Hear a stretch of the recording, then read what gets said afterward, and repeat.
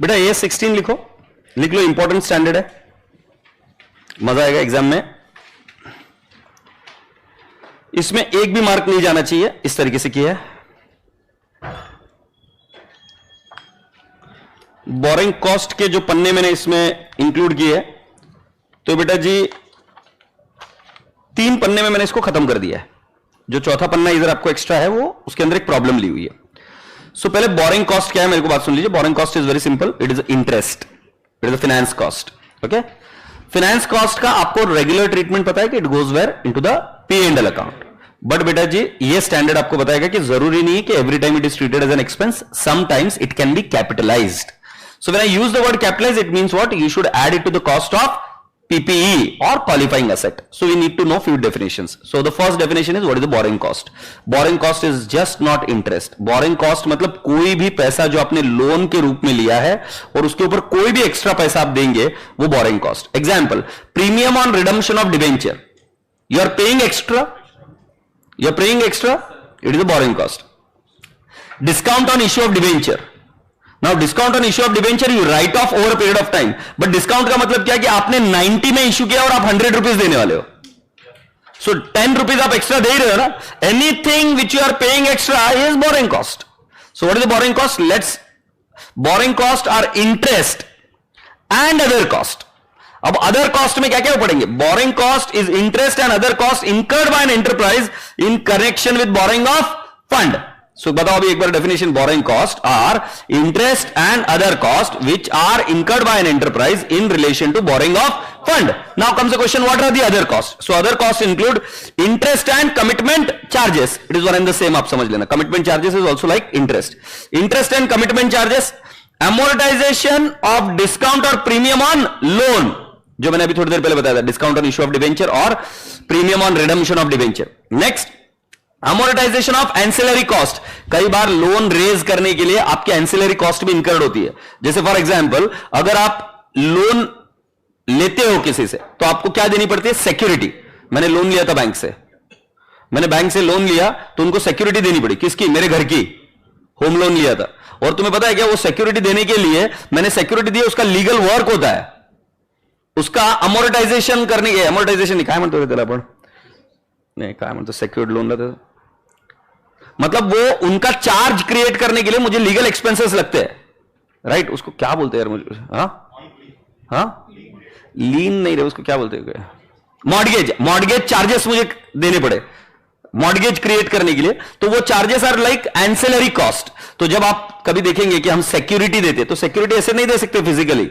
Security कैसे दी जाती है? यूज शायद हम ही कर रहे हैं, बट वो उनके नाम पर कि अगर मैंने पैसा नहीं दिया तो इनको मिलना चाहिए, वो पूरा डॉक्यूमेंटेशन होता है. सो उसके लिए चार्जेस लगते हैं, उसके लिए स्टैंप ड्यूटी भी लगती है sometimes. So those are what? Ancillary charges. Finance charges ये AS19 में आएगा. And exchange difference relating to foreign currency borrowing, ये भी मैं थोड़ी देर में एक्सप्लेन करूंगा. तो मुझे जल्दी से बताओ, what is the borrowing cost? Borrowing cost are interest and other cost incurred by an enterprise in relation to the borrowing of the funds. It includes what? Interest and commitment charges, interest क्या बोलते, premium और discount on loan, amortization of ancillary cost, और फिर finance charges ये AS19 में आएगा. And exchange difference arising in case of foreign currency borrowing. happy wow. तो हमको borrowing cost तो पता चल गई. अब borrowing cost पता चल जाने के बाद में हमें नेक्स्ट चीज पर जाना है कि what is the qualifying asset. qualifying asset वो होती है which generally takes substantial period of time to get ready for its intended use. जल्दी से बताओ, what is the qualifying asset? Qualifying asset is an asset which takes substantial period of time to get ready for its intended use or sale. तो ऐसी qualifying asset कौन सी होती है? Aircraft, right? Aircraft, metros, roads, bridges. क्या आपको नहीं लगता कि इसको बनने के लिए एक सब्सटैंशियल पीरियड ऑफ टाइम लगता है? सो बेटा जी अगर आप ASI पढ़ोगे तो सब्सटैंशियल पीरियड ऑफ टाइम मतलब क्या? Period of 12 months. अगर किसी असेट के निर्माण के लिए 12 महीने के ऊपर का समय लगता है तो उसको हम क्या बोलते हैं? Qualifying asset. बट जरूरी नहीं कि 12 महीने ही टारगेट है. Sometimes this period can be lower और higher, but routinely manufactured inventory can not be treated as a qualifying asset. Yes, मतलब इन्वेंट्री को क्वालिफाइंग असेट नहीं मान सकते अनलेस एंड अनटिल वो 12 महीने का ऊपर का समय लगता है फॉर इट्स मैन्युफैक्चर. तो मैं एक्चुअली आपको एग्जांपल देता हूं. Timber it takes more than 12 months. तो वो इन्वेंट्री होने के बावजूद भी क्वालिफाइंग एसेट हो सकती है. right? Liquor also takes a lot of time for brewing and maturing. So in that case also you can call it as what? Being an inventory also it is a qualifying asset. Inventory के case में हमेशा ध्यान में रखना period of 12 months relevant रहेगा. बाकी की ऐसी कोई भी दूसरी क्वालिफाइंग एसेट है उसके लिए पीरियड ऑफ 12 मंथ्स इतना कंसिडरेट नहीं है. आपको सिर्फ इतना लिखना है which take substantial period of time to get ready for its intended use और सेल. तो चलो जल्दी से क्वालिफाइंग एसेट का डेफिनेशन बताओ. Qualifying assets are those assets which takes substantial period of time to get ready for its intended use और sale. Generally substantial period of time is what? Period of 12 months. In case of inventory you have to religiously follow it, but in other case it's okay. अब वो example पूछेंगे qualifying asset का तो आप लिखेंगे power plant, फिर आप क्या लिखोगे? शिप्स, फिर क्या लिखोगे आप? एयरक्राफ्ट, फिर और क्या क्या लिख सकते हो? हाँ, ब्रिजेस, टोल, यस और नो. और यही एग्जाम्पल्स नीचे दिखा हुआ है. Manufacturing plant, power generation facility. Tall bridge नहीं रे, टोल ब्रिज है रे. Toll bridge. Okay, that usually takes more than one period of which usually takes more than 1 year of time. Say yes. Are you happy? Good. Now comes a question. एक other cost को समझ लेते. Borrowing cost क्या होती है? आप ready हो? तो बेटा जी मैं फॉरेन करेंसी बोरिंग का एक पहले कॉन्सेप्ट आपको समझाता हूं. ये स्पेशल कॉन्सेप्ट है जिसके अंदर अच्छा दो एक्सेप्शन बता देता हूं. AS2 का एक्सेप्शन समझ में आया? AS2 में मैंने बोला था interest cost can not be added to the cost of inventory. बोला था कि नहीं? फिर अभी हमने उधर पढ़ा था कि अगर AS16 परमिट करे तो अलाउड है. अब AS16 में तुमको समझ में आया कौन सा अलाउड है? तो that is timber and liquor, या और शॉर्टकट में बताऊं तो which takes more than 12 months period of time to get manufactured. Agreed? तो वो इन्वेंटरी की कॉस्ट में ऐड होगा. क्लैरिटी है ना? अब जरा सुन लेते हैं फॉरेन करेंसी बोरिंग के लिए. पूरी क्लास ध्यान से सुनना. AS11 क्या बोलता है? AS11 बोलता है foreign currency exchange difference should go and hit the P&L account. एक बार बोल के बताओ. Foreign currency exchange difference should hit the P&L account. ये AS11 में हम पढ़ेंगे. बट AS16 का एक ओवरराइडिंग इफेक्ट है, वो AS11 को बाईपास कर देता है. AS16 क्या बोलता है कि वो P&L अकाउंट में जो जाता है वो ना जाते हुए बोरिंग कॉस्ट ट्रीट होकर क्वालिफाइंग एसेट में ऐड हो सकता है. तुम्हें डाइवर्जेंस समझ में है? अच्छा मुझे बता दो फॉरेन करेंसी एक्सचेंज डिफरेंस कहां जाता है? AS11 के हिसाब से P&L घुस गया. बट अगर मान लो वो क्या AS16 को सेटिस्फाई कर जाए तो P&L अकाउंट में ना जाते हुए क्वालिफाइंग एसेट में एज अ बोरिंग कॉस्ट जा सकता है. Point clear? तो अभी मैं आपको समझाता हूं कि क्या करना है उसके लिए. मुझे उसके लिए थोड़ी सी इनकम टैक्स की नॉलेज लगेगी. मुझे एक बात बताओ, अगर कोई एम्प्लॉय एम्प्लॉयर से लोन लेता है, राइट, इंटरेस्ट फ्री लोन लेता है, तो उसके परक्विजिट में आप इंटरेस्ट की अमाउंट कैसे ऐड करते हो? सही जा रहे हो? हाँ बराबर है. SBI की रेट लेते हो उसी टाइप के लोन के लिए, उसको कंपेयर करते हो उससे कितनी रेट चार्ज हो रहे और जितना उसको डिस्काउंट मिला है उतना डिस्काउंट ऐड कर देते. Common sense. आपको भी सेम करना है. आपको क्या करना है? आपने US से डॉलर बोरो किए. कैन आई से 5 लाख? ओके, डॉलर इधर लिखता हूं. ओके, और उसकी एक्सचेंज रेट थी, तब घाई मत करो सब लोग सुनते जाओ, उसकी एक्सचेंज रेट थी 70. तो आपने 5 लाख मल्टीप्लाइड बाय 70, 3.5 करोड़ हुआ. तुमने बोरो किया. एग्रीड? तुम्हारा रेट ऑफ इंटरेस्ट है, let's assume that rate of interest is 5%. Okay, अब मैं आपको बता रहा हूं कि क्या क्या हुआ. Are you ready? हुआ क्या क्या? मैं ईयर एंड पे गया. ईयर एंड पर ये बिगिनिंग में मैंने बोरो किया. ये बोरो किया मैंने 1/4/23 को. अब जरा कॉमन सेंस लगाकर मुझे बताओ, वो बंदे को जब मैं पेमेंट करूंगा तो मैं डॉलर में करूंगा कि रुपीज में करूंगा? तुम इतना सा आंसर नहीं दे सकते. ये तेरे घर की है क्या? रुपीज में लेगी. डॉलर में लिया तो क्या देगा? ये समझाना पड़ेगा मेरे को तुमको. मतलब ये समझाऊं तुमको अभी कि डॉलर में पैसा लिया तो डॉलर में देना पड़ता है, ऐसा समझाऊं तुमको? ये कॉमन सेंस है ना? हाँ. तो कैसे देंगे बेटा पैसा? अभी प्रेम से वापस डॉलर में देंगे. ठीक है.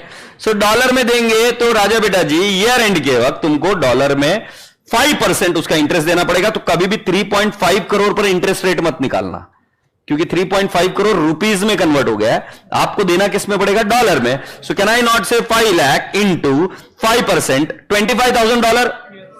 सो बेटा जी आप इंटरेस्ट देंगे $25,000, बट आपको ये डॉलर खरीदने पड़ेंगे भारत में। और रेट कितने खरीदोगे आप? 70 में खरीदोगे या जो 31 मार्च को जो रेट रहेगी उसमें खरीदोगे? बराबर है ना, रेट चेंज होती रहती है। तो मैं ऐसा बोल रहा हूं कि उस समय रेट थी 73। सो बेटा जी इंटरेस्ट कितना दिया? 25,000 इंटू 73 कितना आया? 18,25,000। स्वीकार है राजा बेटा जी? ये तो देना ही पड़ेगा। बट जब बोरो किए थे तब कितने रुपए मिले थे? 70। बट जब आप रीपे करोगे प्रिंसिपल अमाउंट तो कितने रुपए में वो रीपे कर पाओगे? 70 या 73? तो इसको AS11 बोलता है एक्सचेंज डिफरेंस। तो exchange difference can I not से 5 लाख इंटू 3 कितना आ जाएगा? 5 लाख इंटू 3 15 लाख। बोलो बाबू हाँ या नहीं? जो मैंने ग्रीन कलर में लिखा है ना, मैं उसके बारे में समझा रहा हूं। जो ऊपर का लिखा हुआ है वो तो AS16 में ही कवर्ड है ना भाई। एक्सचेंज डिफरेंस जो होता है वो AS11 में जा सकता था, but because of overriding effect it can be a part of what? AS16। पहले मुझे बताओ ये समझ में आई कि नहीं? ट्रांजैक्शन क्या क्या ट्रांजैक्शन समझ में? मैंने बताया मैंने कितने डॉलर लोन लिया? 5 लाख। फिर उसका रेट ऑफ इंटरेस्ट कितना है बेटा जी?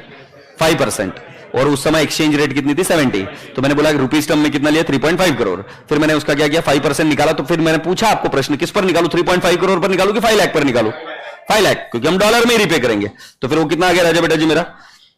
$25,000 है, और 25,000 मल्टीप्लाइड बाय एसेट 73 जो कि एक्सचेंज रेट है, तो मुझे कितने रुपए देने पड़े? 18,25,000।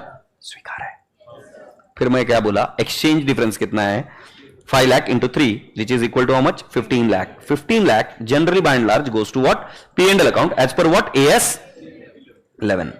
नाउ लिसन टू मी, जो मैंने आपको पहले बताया था, हर एक आदमी यूएस से लोन ले सकता है क्या?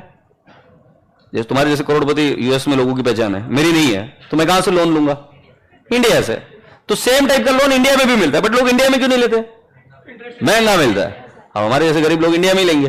तो मैंने क्या किया? मैंने इंडिया में लिया, नको ये दूसरा कलर वापर, तो मैं इंडिया में लिया, और इंडिया में मैंने लिया कितना? 3.5 करोड़। बट मुझे सेम इंटरेस्ट रेट नहीं मिला। मुझे इंटरेस्ट रेट कितना मिला भाई साहब? वो बोलते हैं कि आपको देना पड़ेगा 9%। सो बेटा जी 3.5 crore into 9%, so can I not से 31,50,000 इंटरेस्ट? कमीने बच्चों, ये पे नहीं हो रहा है। ये पे हो रहा है? 31,50,000 पे नहीं हो रहा है। ये ऐसे चुपके चुपके, जैसे तुमको याद है परक्विजिट में SBI का रेट लेते, कमीनो वो पे नहीं करना रहता है, वो एक रेफरेंस पॉइंट लिया। वैसे ही मैंने इधर क्या किया? इंडिया का एक रेफरेंस पॉइंट लिया। Similar loan borrowed in India, how much it would charge? So I would have paid 31,50,000। अब ये बन गया बेंचमार्क। मतलब राजा बेटा जी 31,50,000 तक आप बोरिंग कॉस्ट ट्रीट कर सकते हो। अगर आप ध्यान से देखेंगे तो स्टैंडर्ड ये बोलता है दोनों के बीच का डिफरेंस निकालो, 18,25,000 और 31,50,000 के बीच का कितना आ रहा है? 13,25,000। मतलब बेटा 18,25,000 तो AS16 में ही है, मैंने बोला था। सो बेटा जी ये तो बोरिंग कॉस्ट सही है, बट अभी आपको क्या मिल गया? टारगेट मिल गया। इस टारगेट तक आप बोरिंग कॉस्ट ट्रीट कर सकते हो।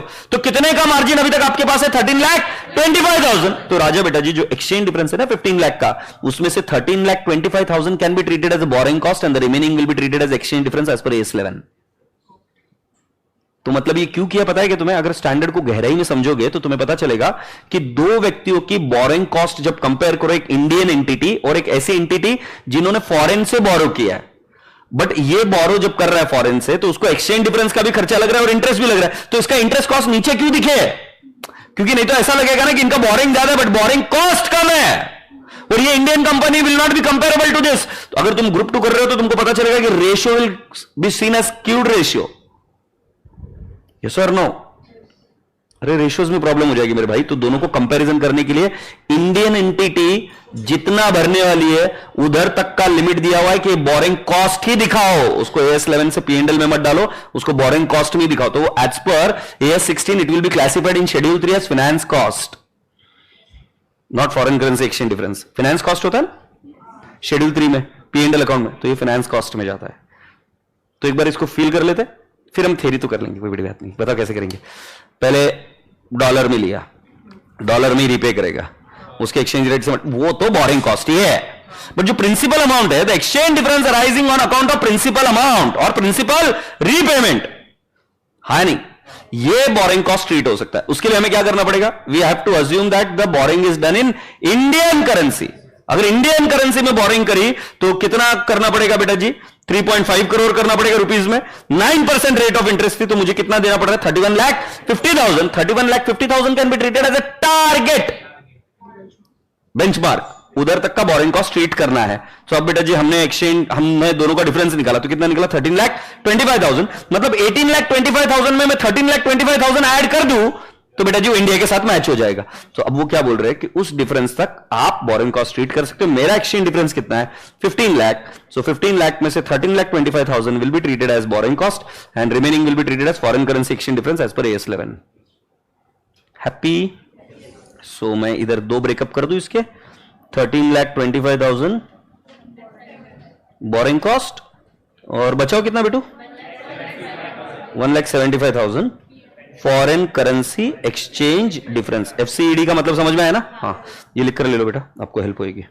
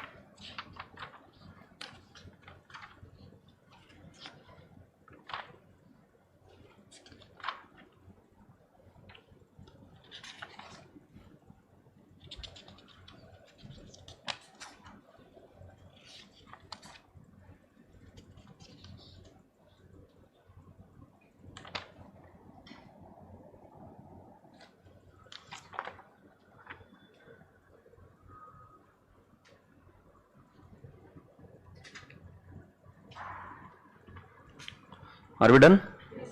So my request to this intelligent classes, can you please come down to the page number 4 and read this.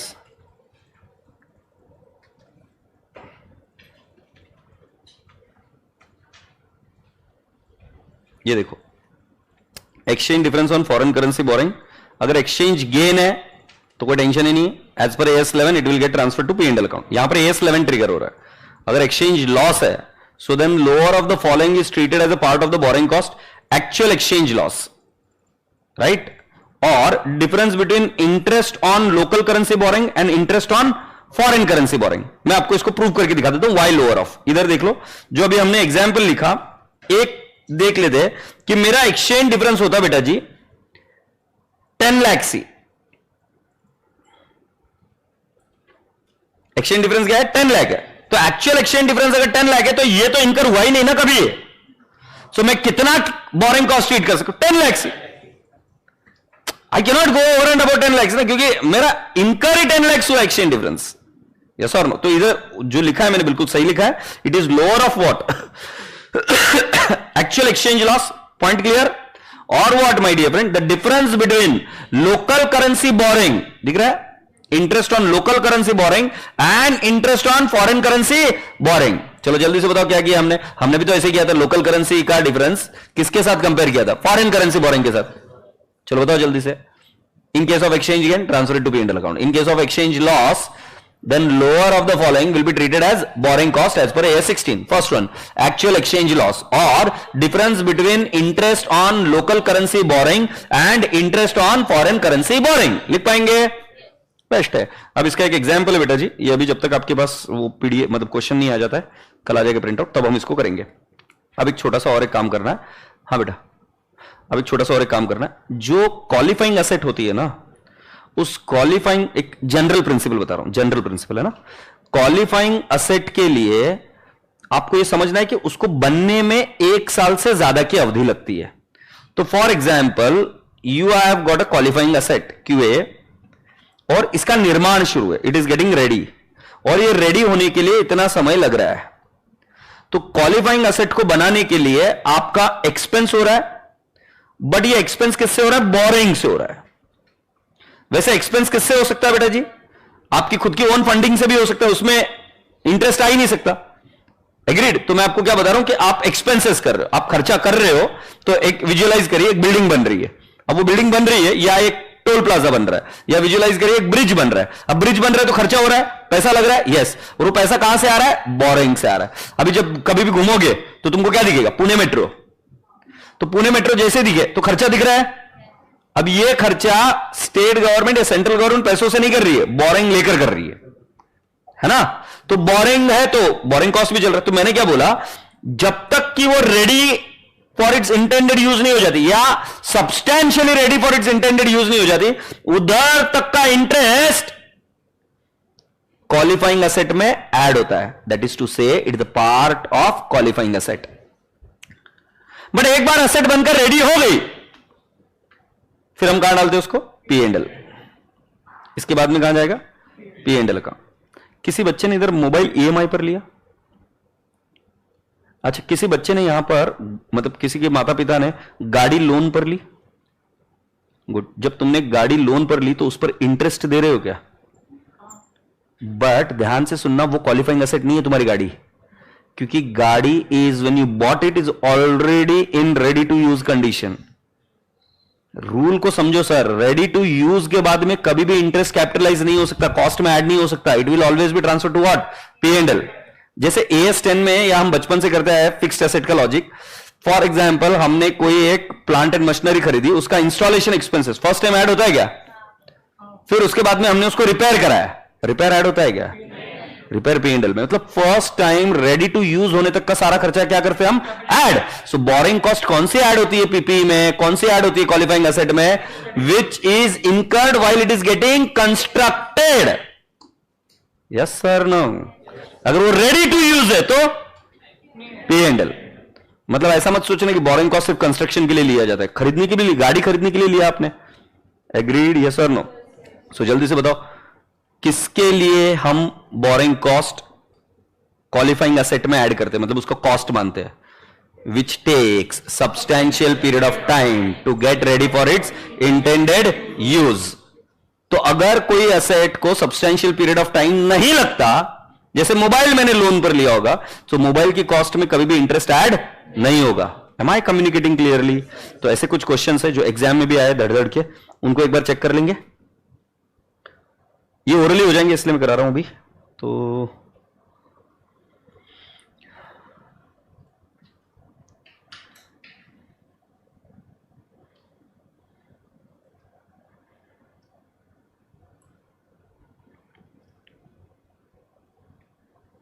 ये वो AS 2 की टेस्ट दे देना, उसके पीछे छपी हुई है। सो जरा पढ़िए बेटा। PRM limited obtained a loan from bank for 50 lakh on 34/2016 it was utilised as follows. ठीक है, तो उन्होंने लोन लिया बेटा, लोन दिख गया, तो लोन दिखा तो क्या दिखा तुमको, बोरिंग कॉस्ट दिख गई, क्योंकि लोन का मीटर जैसे चालू हुआ उस पर क्या चालू हो गया, इंटरेस्ट। आगे चले, अरे इसका पीडीएफ डालो ना यार, क्या करते रहते हो तुम, ओ महाराज इसका पीडीएफ डलवाना इधर, उठ जा पहले, नीचे जाओ, AS16 का पीडीएफ महाराज को दो, कौन, इसको हेमंत को, और इधर अपलोड कराओ, और कुछ चीजें सीख, वो मोबाइल में देख देख कर है ना, वो प्रॉब्लम वहां पर हो जाएगी, समझ में आ रहा है ना, बहुत कंट्रोल करके बोला मैं भी।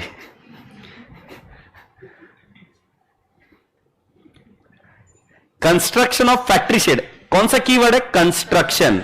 Okay, next, purchase of machinery, बेटा मशीनरी परचेस कर रहे कि कंस्ट्रक्ट कर रहे, तो बेटा जी रेडी टू यूज है, तो ये क्वालिफाइंग एसेट है कि नॉन क्वालिफाइंग एसेट, तो इसके लिए कोई भी बोरिंग लिए तो वो P&L में जाएगी, agreed. Next, working capital not a qualifying asset, हां बराबर है, ओवरड्राफ्ट लेते हैं ना लोग बैंक ओवरड्राफ्ट, या मान लो हमारे वर्किंग कैपिटल स्टॉक खरीदने के लिए लिए लोन, एग्रीड, वो नहीं। Advance for purchase of truck, truck ready to use आता है, तो बेटा जी ये भी क्या है, नॉट क्वालिफाइंग एसेट। अब जरा ध्यान से देखो, तुमने लोन कितने का लिया, 50 लाख, अब ये 50 लाख का लोन तुमने थोड़ा थोड़ा थोड़ा थोड़ा करके क्या यूज किया अलग अलग एसेट के लिए, से यस, एम आई कम्युनिकेटिंग। सो बेटा जी एक बार कैसे कैसे यूज किया, तो एक आध बच्चा मुझे बोलेगा कि सर पूरा 50 का 50 लाख किसमें यूज कर लिया, कंस्ट्रक्शन ऑफ शेड, तुम्हारा आंसर गलत नहीं, सही है, क्योंकि तुम मैनेजमेंट के एंगल से बताओगे तो तुम्हारा आंसर सही है। तुम बोलेंगे नहीं सर हमने परचेस ऑफ मशीनरी के लिए यूज किया और advance for payment of truck के लिए यूज किया लोन, ये सिर्फ मैनेजमेंट जानता है कि लोन कहां पर यूज किया, बट तुम ऐसे आंसर लिख के आओगे कि मैं मैनेजमेंट है, तो एग्जामिनर मार्क काट देगा। एग्जामिनर बोलेगा जैसे मैंने सिखाया वैसे करने का, तो क्या सिखाता है पता है, फालतू का मैथमेटिक्स, वो बोलता है अज्यूम करो कि ये 50 लाख ऐसे यूज हुआ है जो इनका रेशो है, ऐसा कॉन्सेप्ट कोई रियल वर्ल्ड में नहीं है। रियल वर्ल्ड में मालूम रहता है किसके लिए लोन लिया और कितना लोन कहां कहां यूज किया है, ये एस्टिमेट है और हमें एस्टिमेट को फॉलो करना पड़ेगा। Is that okay? सो बेटा जी बताइए मुझे 50 लाख का लोन इसका रेशियो क्या बना, 50 40 20 10 कितना हो गया रे, 120 क्या, सो 50 डिवाइड बाय 120 इंटू 50 20.833, नहीं तो काम कर लू क्या दूसरा और एक तरीका, सॉरी यार, उन्होंने ये बताया कि इंटरेस्ट कितना है 18 लाख, तो 18 लाख इसी रेशियो में बटेगा ना भाई, सो एक काम कर लेते हैं 18 लाख को इधर इसी रेशियो में बांट देते हैं। सो बेटा जी 18 डिवाइड बाय 120 इंटू 50, 7.5 इधर आएगा, 6 इधर आएगा, 3 इधर आएगा, 1 चल पागल 1.5 इधर आएगा, यस और नो, ये इंटरेस्ट कॉस्ट इनको बिलोंग किया। अब मुझे बताओ कौन सा P&L में जाएगा और कौन सा क्वालिफाइंग एसेट में ऐड होगा, 7.5 क्वालिफाइंग एसेट में ऐड होगा और बचे हुए कहां जाएंगे, P&L। देखो देखो ये देखो कैपिटलाइज्ड बोला है और ये कहां बोला है, P&L। हैप्पी? अच्छा अभी एक बार ये जो है ना ये वाला पार्ट, इसमें क्वालिफाइंग एसेट का डेफिनेशन मैंने आपको समझाया, तो एक बार पढ़ लेते हैं। According to AS16 borrowing cost, qualifying asset is an asset which necessarily takes substantial period of time to get ready for its intended use. As per the standard, borrowing costs that are directly attributable to acquisition and construction or production of a qualifying asset should be capitalized as a part of the cost of that asset. Other borrowing costs should be recognized as an expense as and when it is incurred. ये लाइनें जब मैं आपको पढ़ाऊंगा borrowing cost का सारी definition सब उसमें हो जाएगी, बट आपको यह पता चला था कि क्वालिफाइंग एसेट के रिलेटेड का borrowing cost is added in the capitalised in the qualifying asset और बचा हुआ क्या करेंगे हम P&L में। Capitalisation of borrowing cost is also not suspended when temporary delay is necessary. ये वाली लाइन नहीं लिखनी है, गलती से प्रिंट हो गई, इसको छोड़ो। एग्रीड? सो राजा बेटा जी क्या ये बात समझ में आई क्या? फिर हमने एनालिसिस किया, पर्पस लिखा, फिर हमने लिखा क्वालिफाइंग एसेट है या नहीं है, अगर है तो added to the cost of qualifying asset that is capitalised, और दूसरा कहां रह जाएगा P&L। क्या ये क्वेश्चन समझ में आया? सो इसी के साथ मैं कह सकता हूं क्वेश्चन नंबर 1 हो गया बेटू। तो जब ये हो गया है तो तुम्हें पता है एग्जाम में कितनी बार आया है ऐसे फालतू क्वेश्चन? बहुत बार आया है, कुछ बार तो तुमको भी करना पड़ेगा। क्वेश्चन नंबर 6, देख लेते तुमको आता है क्या।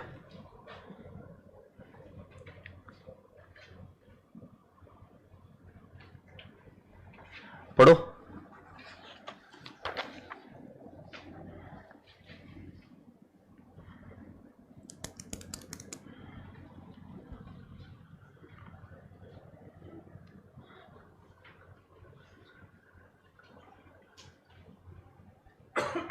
यस, एवी नेटवर्क बनाता हूं यार, ये इसका टेलीग्राम चैनल भी बनाता हूं। Thank you so much for this feedback. करवाता हूं, है ना।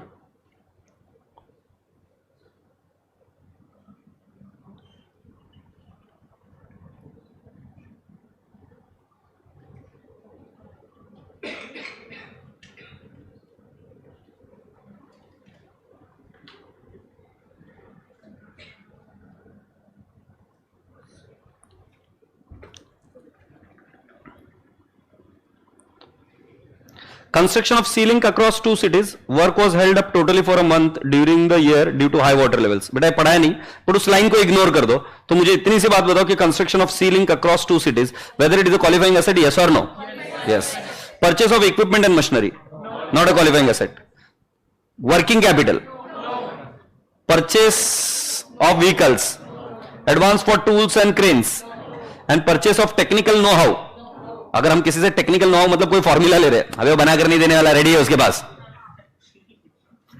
तो मुझे एक बात बताओ, क्या इसमें से सिर्फ फर्स्ट क्वालिफाइंग एसेट है क्या? और अगर आप ध्यान से देखेंगे तो टोटल इंटरेस्ट दिया हुआ है, उस 80 लाख को हम दोनों के बीच में बांट देंगे तो हमें एक रेशियो मिल जाएगा और हम कर पाएंगे, हाँ या ना? राजा बेटा जी ये देख लीजिए, पहला वाला क्वालिफाइंग एसेट है और दूसरे वाले क्वालिफाइंग एसेट नहीं है, तो ये P&L में गया और इसका रेशियो आपको आई होप समझ में आ रहा होगा। अच्छा, इसका लिखने का तरीका आपको घर पर प्रैक्टिस करना पड़ेगा। तो उसके अंदर पहले किसका डेफिनेशन देने का, what is a qualifying asset, और फिर आपको ये लिखना है कि एनी एक्सपेंस और any borrowing cost incurred for construction of a qualifying asset is capitalized and any other borrowing cost is transferred to P&L account or is expensed। ये 3 लाइनें लिख सकते हो। What is the qualifying asset, और qualifying asset के construction या production के लिए जो इंटरेस्ट बोरिंग कॉस्ट इनकर होती है वो क्या करना है, कैपिटलाइज, और बचा हुआ इंटरेस्ट कहां पे जाएगा, P&L, फिर वो कोई भी हो। लिख सकते इतना, बेस्ट है। अब बेटा जी ये नवंबर 20 में क्वेश्चन आया। सर ये रिपीटेड क्वेश्चन क्यों लिए बेटा, ये इंपॉर्टेंट है, एग्जाम में आया है रिपीटेड। आंसर नहीं मिल रहा है।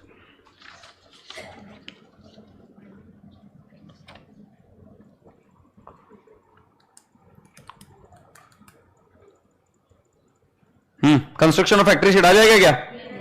Purchase of machinery, working capital, purchase of vehicle, advance for tools and cranes, and purchase of technical know how, no. So बेटा जी क्वेश्चन नंबर 9 होमवर्क ले लीजिए, राइट, और उसको राइटिंग प्रैक्टिस के साथ सॉल्व करना।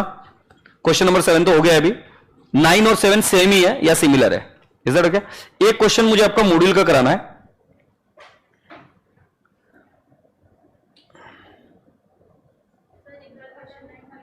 क्वेश्चन नंबर 9 बताओ। I am sorry, I was doing over actings. Same ही था इसलिए नहीं दिखा, आरटीपी में 19। इनफैक्ट मुझे लगता है कि अमाउंट भी सेम है क्या? ठीक है, लवकर लवकर फोटो घे रे बाबा, लवकर लवकर घ्या।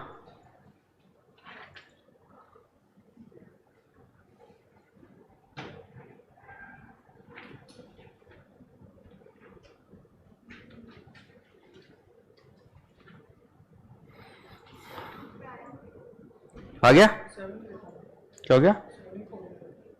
क्या करो? 7 भी सॉल्व करना है सबको। पीडीएफ आ गया रहेगा अभी यूट्यूब पर।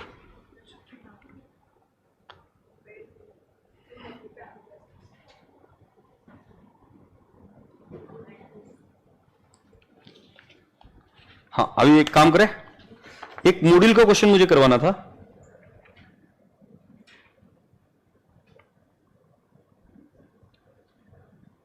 नो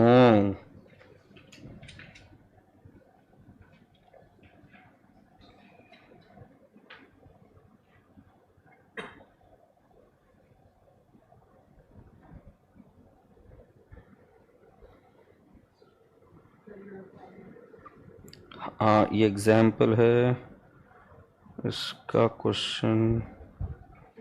ये पहला वाला तो हमने कर लिया है ना, ये अभी तक हमने पढ़ाया नहीं आपको, ये भी नहीं पढ़ाया, ये भी नहीं पढ़ाया।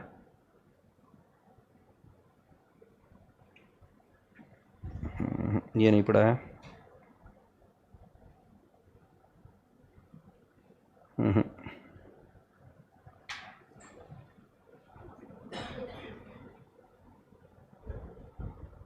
ये करा दिया।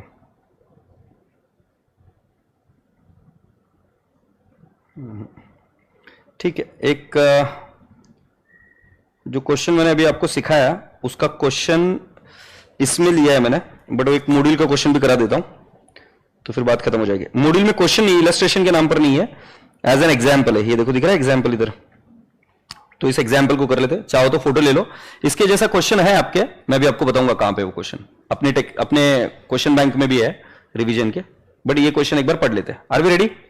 और इसके बाद में हम आज बाय बाय बोलेंगे और AS16 को कल कंटिन्यू करके खत्म कर देंगे, ठीक है। XYZ Limited has taken a loan of USD 10,000 on April 1, 2021 for a specific project on interest rate of 5% per annum. So बेटा USD 10,000 है, 5% रेट है, हम उसको रीपेमेंट करेंगे डॉलर में ही, प्रिंसिपल अमाउंट में एक्सचेंज डिफरेंस आएगा। अब हम देखते हैं कि कैसे है। 1 अप्रैल द एक्सचेंज रेट वॉज 45 पर USD, मतलब जब हमने बोरो किया था तब कितना था बेटा जी? 45 रुपीज। सो बेटा जी एक बार 10,000 इंटू 45 करेंगे तो कितना आएगा? 4,50,000। Do you all appreciate? The exchange rate on 31 March 22 was 48, मतलब कितने रुपए का लॉस हुआ? 3 रुपीज। एग्रीड? अब आगे, the corresponding amount could have been borrowed by XYZ Limited in local currency at the rate of interest 11% per annum. The following competition would be made. तो एक काम करते हैं, मैं जैसे जैसे तुम्हें बताऊं ओरली करते जाइए। 10,000 लिखिए कैलकुलेटर पर, ये डॉलर है, हाँ, इंटू 5%, 500, 500 इंटू 48,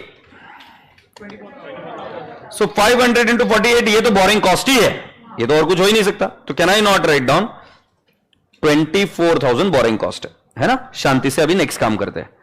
बेटा मुझे एक बात बताओ, प्रिंसिपल अमाउंट कितनी है? $10,000, और मैंने जब बोरो किया था तब कितने में बोरो किया था? 45 में, बट जब अभी मुझे रीपे करना है तो कितने में करना है? 48, तो 3 रुपए का लॉस है। सो कैन आई नॉट से कि मेरा फॉरेन करेंसी एक्सचेंज डिफरेंस 30,000 है। अच्छा, अभी हम क्या करते हैं, हम इंडियन करेंसी में कितना बोरो करते हैं? सो बेटा जी $10,000 इंटू 45, 4,50,000 रुपीज मुझे मिले, तो मुझे इंडिया में कितना बोरो करना पड़ता? 4,50,000।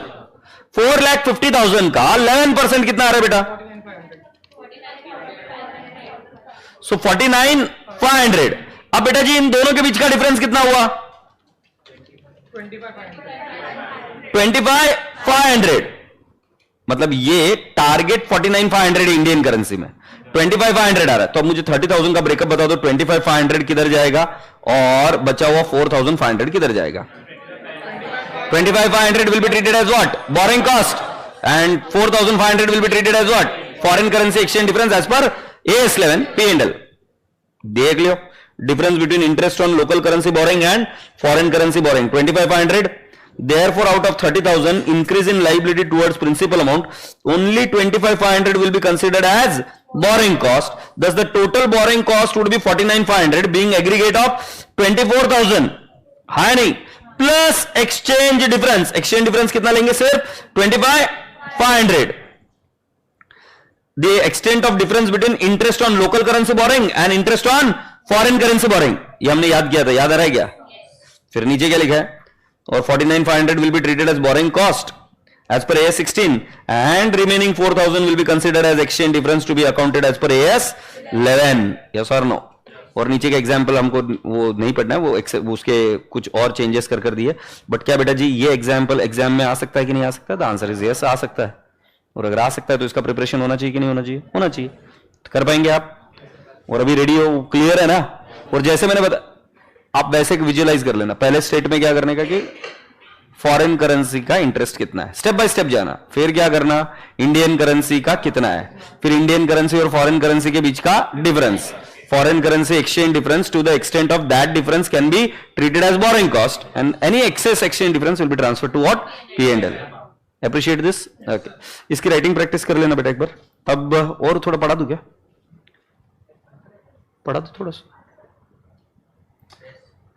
अबे किडनी नहीं मांग रहा हूं, पढ़ा दूं क्या पूछ रहा हूं? साले तुम्हारे जमाने में हमारे दोस्त रहते तो साले ऑनलाइन ले वालो। पढ़ लेगा थोड़ा सा और। अभी अभी अभी ना जाओ। एक काम करते हैं यार, वो मेरे को अभी है ना ऐसा एक रूटीन लेके आना है कि एएस आज शुरू हुआ आज खत्म करना है। ये 2 टुकड़ों वाला काम नहीं करना है। तो ये अभी मैं पढ़ाऊंगा तो भी क्वेश्चंस नहीं होंगे, कल इसको स्टार्ट करके खत्म करूंगा तो मतलब कल एएस 16 खत्म हो जाएगा, फिर फ्रेश न्यू एएस शुरू करेंगे तो हो जाएगा। ठीक है, तो अभी आज का आपका होमवर्क क्या क्या है? AS2 की टेस्ट है नीचे दी हुई, ये May 22 का एक क्वेश्चन आया हुआ है वो है, और दूसरा है IPCC May 19 का एक क्वेश्चन आया हुआ है। ठीक है, लिखोगे प्रैक्टिस करोगे तो हो जाएगा। Appreciate this. और बोरिंग कॉस्ट के बाद में नेक्स्ट एएस कौन सा करना है? नहीं असेट का ही करेंगे कोई तो। हाँ 10 खत्म करेंगे, 1026 खत्म करेंगे, और 1026 खत्म करने के बाद में will go to a chapter, then will go to branch. चलेगा? चलो प्रेम से बाय बाय बोलो। बंद मारो बंद मारो।